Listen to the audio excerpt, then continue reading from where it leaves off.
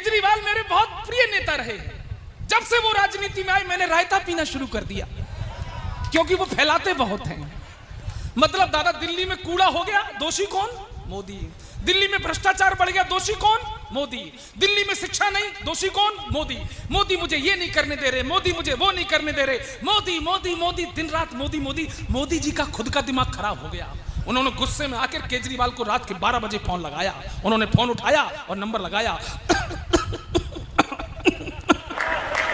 मोदी जी ने कहा, ए केजरीवाल, लोगों को तुमसे है कितने गिले, क्यों क्यों क्यों, तुम कैसे सीएम मिले, क्यों क्यों क्यों, इतने दिनों तुमने क्या किया, क्या किया क्या किया क्या किया। केजरीवाल बोले, तेरा नाम लिया हो, तुझे याद किया।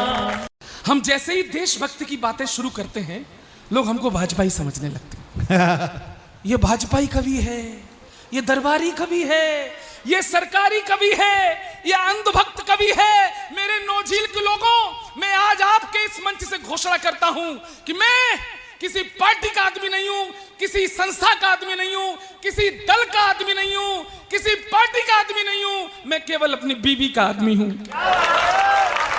वाह वाह। और मेरी बीवी को अगर मोदी अच्छे लगते हो तो मैं क्या करूं? एक बस में जा रही हमारी ताई बूढ़ी 70 साल की, बीड़ी पीती हुई। उसमें एक हमारे चिचा चढ़े, सलीम साहब अपने 10-11 बच्चों के साथ बैठ गए, जाके कोट वोट लगाए, शेरवानी बढ़िया, और हमारी दादी उधर सुट्टा लगाए बीड़ी का। सलीम साहब के मुंह पे धुआं चला गया।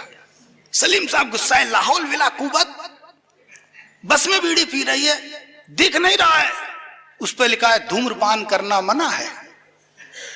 दादी ने एक सुट्टा और मारा, बोले देख रहे, ज्यादा बातें तो करे ना, और लिखने से क्या होता है, लिखा तो ये भी है, बच्चे दो ही अच्छे।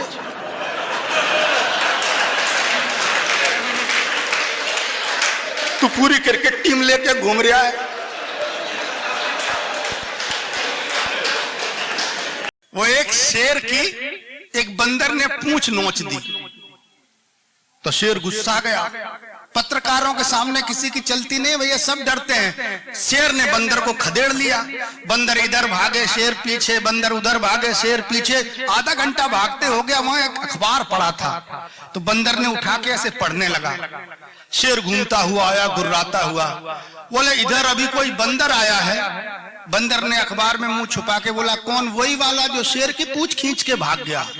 शेर बोला, बाप रे, इतनी जल्दी छप गई, इतने फास्ट पत्रकार है। हमारे देश में अरबी खाई जाती है, हाँ, बोली नहीं जाती। हमारे देश में चीनी खाई जाती है, बोली नहीं जाती। हमारे देश में अंग्रेजी पी जाती है। बहुत बढ़िया भाई, बहुत बढ़िया। नहीं, उसके बाद तो फिर वही निकलती है।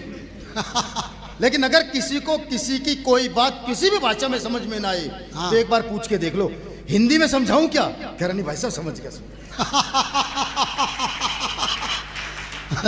देखो, महात्मा गांधी ने कहा था स्वदेशी अपनाओ, स्वदेशी अपनाओ।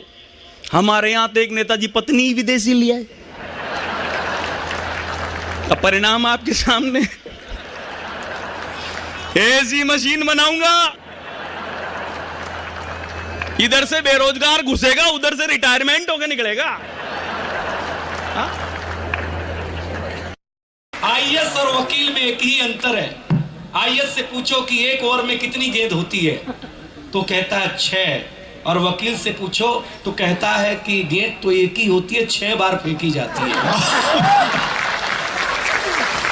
मैं पिछले दिनों गया था दिल्ली में तिहाड़ जेल में।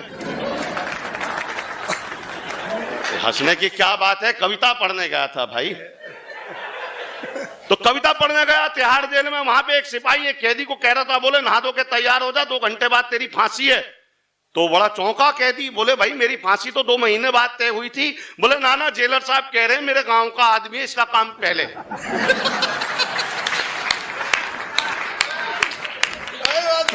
तो सुनाता हूं जी। एक दिन मैंने अखबार में पढ़ा कि जेल में मिलती हैं सुविधाएं आलीशान। अच्छा। देखने को रंगीन टीवी, पढ़ने को पत्र पत्रिकाएं और खाने को मिलते हैं एक से एक बढ़िया पकवान। ये पढ़कर मुझ बेरोजगार को लगा कि यहां तो मिलती है 5 स्टार सुविधाएं। अच्छा। नौकरी ढूंढने से तो अच्छा है किसी तरह जेल ही चला जाए।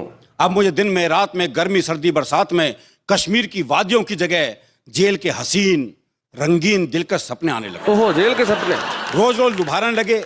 मेरी आत्मा मुझे बार बार कचोटती, मूर्ख, कवि सम्मेलन में चला जाता है, इससे तो जेल क्यों नहीं हुआ था। बहुत अच्छे। जेल जाने की धुन में मैं इस कदर बीमार पड़ गया, मलेरिया की जगह जलेरिया में जकड़ गया। जलेरिया, बहुत अच्छे। हरियाणा में पति पत्नी लड़ते भी हैं ना साहब, उसका भी काफी आनंद आता है। वो रोहतक में पति पत्नी की लड़ाई हो गई। अब वो अपनी भाषा का सौंदर्य होता है अलग अलग। वो पति पत्नी की लड़ाई हो गई, बहस होने लगी हरियाणा में। तो पति ने अपनी पत्नी से कहा, तुम मने कुत्ता समझ रही है के? बोली, कुत्ता नहीं समझ रही, परी भौंकना बंद कर दे। बहुत बढ़िया, बहुत। वो पिछले दिनों एक बनारसी ने बनारसी से पूछा कि भाई तुम्हारे पास कितने पैसे हैं? उसने बोला, भाई देख, पैसे की बात मत कर, 15 लाख तो मोदी जी के पास पड़े हैं। हाँ। और 5 बोरा आलू राहुल गांधी के पास सोना बनाने के लिए पड़ा है। हाँ। जब तक मोदी जी 15 लाख दे नहीं देते तब तक उन्हें प्रधानमंत्री पद से हटने नहीं दूंगा, और जब तक 5 बोरा आलू राहुल गांधी सोना बना के नहीं दे देते तब तक उन्हें प्रधानमंत्री बनने नहीं दूंगा। ऐसे कमाल कमाल के बनारसी लोग होते हैं। वो शादी के 2 दिन बाद दूल्हा उसी ब्यूटी पार्लर में गया जहां से उसकी बीवी ने मेकअप करवाया था। उसने पार्लर वाली मैडम को एक आईफोन गिफ्ट किया, थैंक यू बोला और वहां से चला गया। मैडम ने खुशी के मारे आईफोन का डिब्बा खोला तो उसमें नोकिया 1100 पड़ा था। और साथ में एक पर्ची थी, पर्ची पर लिखा था, सेम फीलिंग हियर।